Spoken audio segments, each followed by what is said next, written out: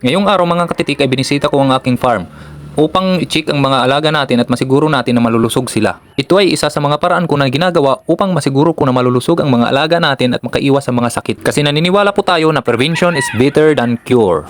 Tara, samahan nyo ako mga katitik at i-check natin ang ating mga alagang manok.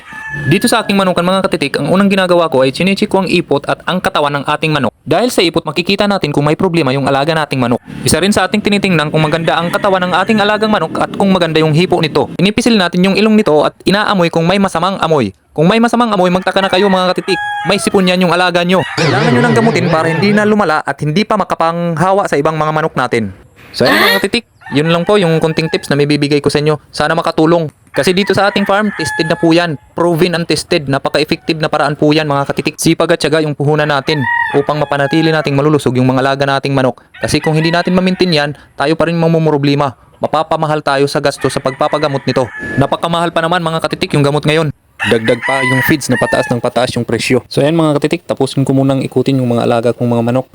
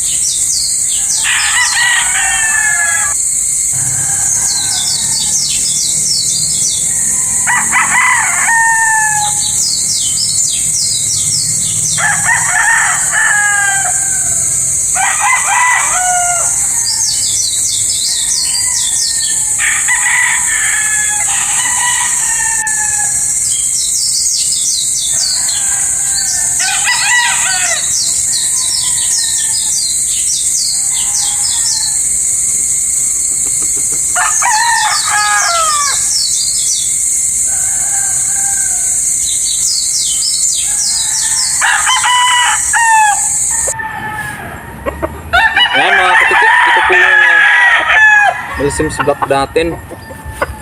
Medyo maulap pa. So ayun mga katitik, tapos na po nating libutin yung mga alaga nating mga manok. So far, wala naman tayong nakitang may problema sa mga alaga natin. Thanks God. Malaking tulong na po yan mga katitik kasi makakatipid tayo sa gamot.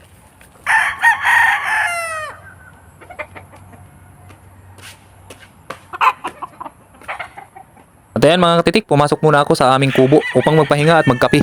Nakakapagod mga katitik pero napakasarap mag-alaga ng mga manok. Lalo na kung walang mga sakit ito at malulusog. Nakaka-relax talaga at nakakatanggal ng stress. Lalo na kung nagpapanuloy yung mga alaga nating mga manok na nakuha sa atin. Isa yan ang mga achievement na hinahangad ng isang breeder na kagaya ko mga katitik. Na magpanalo at dalhin yung pangalan natin sa Rueda. Pero pa yung kaibigan lang mga katitik, maghinay-hinay po tayo sa sugal. Wala pong yumayaman sa sugal. Marami na pong mga big time na mananambong yung nagsasabi niya na hindi talaga nakapagpapayaman yung pagsusugal. Bagkos gawin natin itong libangan, wag sugal. Pwede rin gawing negosyo para makaalalay sa mga gastusin dito sa ating farm. Kasi hindi talaga biro yung pagpapatakbo o pagkakaroon ng farm. Napakalaki talagang gasto at sakripisyo upang ma-maintain at mapalago kung ano man ang meron nito. So yan mga katitik, nagtambay muna tayo sa ating terrace at napakagandang tanawin makita yung mga manok natin. Nasa harapan lang natin sila, nakaka-relax talagang tingnan mga katitik. At samahan pa natin ang ating paboritong kape. Kumpletong-kumpleto talaga yung araw natin mga katitik. So yan mga katitik, mag-feeling mayaman muna tayo dyan habang tanaw-tanaw yung mga alaga nating mga manok sa ating harapan. Ayan, patayo-tayo pa. Parang dato.